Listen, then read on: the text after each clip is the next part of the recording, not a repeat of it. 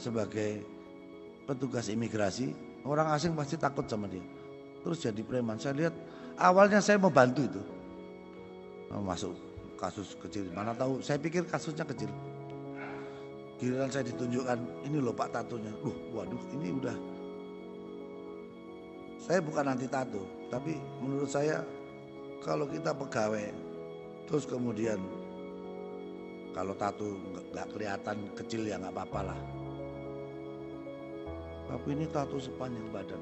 Saya bilang, saya telepon Kapolda ya, penjarakan aja itu. Proses hukum. Kalau kejahatannya banyak, udah nanti kita pecat aja yang begitu. Udah nggak niat jadi pegawai itu.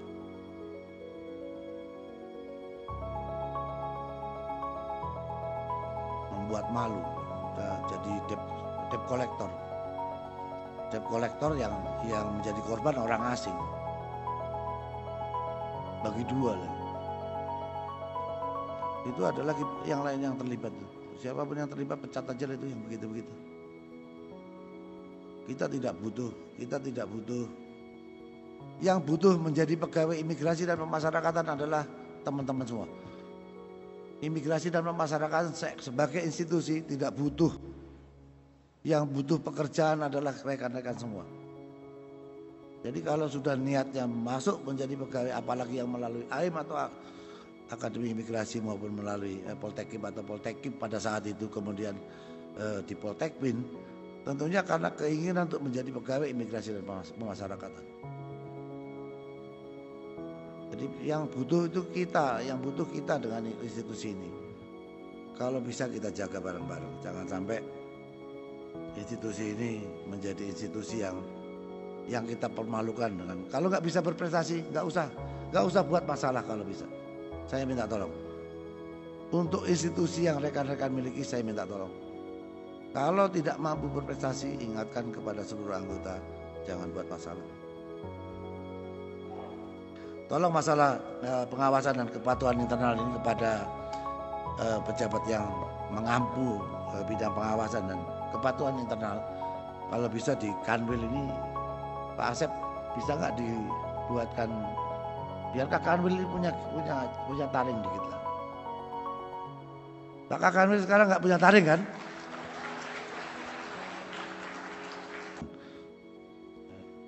Rawan ya, seperti yang kejadian lari di Papua dan lain sebagainya, itu silakan dihitung, itu wajib itu kepada teman-teman. Tapi apa perlu di lapas-lapas yang situasinya aman, saya minta bantuan pengamanan TNI sama Polri supaya nanti geledah pegawai yang masuk termasuk yang pengunjung. Apa mau seperti itu? Ini saya kembalikan kepada rekan-rekan sendiri, karena sanksinya juga kalau ketemu, sanksinya kepada Kalapas dan Karutan pasti saya copot. Kalau apalagi tidak pernah melakukan razia. Apa perlu seperti itu? Kalau perlu saya akan lakukan. Karena ya tiga-tiganya loh, udah para Kalapas Karutannya udah berusaha untuk jaga, ini karena keluarga minjemkan HP. Atau jual HP. Tolonglah, udah. Yang dilarang paling berapa? Saya kan tidak perlu buka-bukaan kan, karena saya masih malu juga kalau buka, makanya saya pakai baju. Ya saya tahu semuanya masih pakai baju, berarti masih tahu malu lah. Ada berapa titik simpang? 42 titik simpang yang ketahuan. Jadi tolonglah teman-teman, saya menghimbau kepada teman-teman,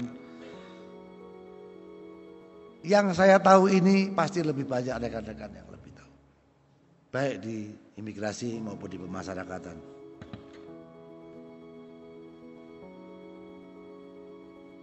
Yuk kurangi bareng-bareng. Setuju gak? Saya tidak perlu lanjutkan ya yang di pemasarakatan ya, karena sudah banyak saya ngomong, sudah banyak juga secara langsung kepada Pak Dirjen.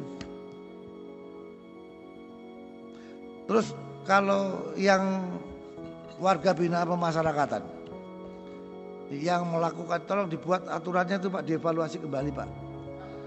Kalau perlu kepada mereka yang melakukan pelanggaran, jangan cuma ditaruh di ruang isolasi.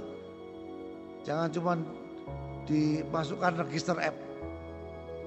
Kalau perlu sampai cabut itu remisi-remisi yang diberikan. Cabut semua. Batalkan. Kalau mereka melanggar, batalkan remisi-remisi yang diberikan. Rubah aturannya. Tolong rubah aturannya.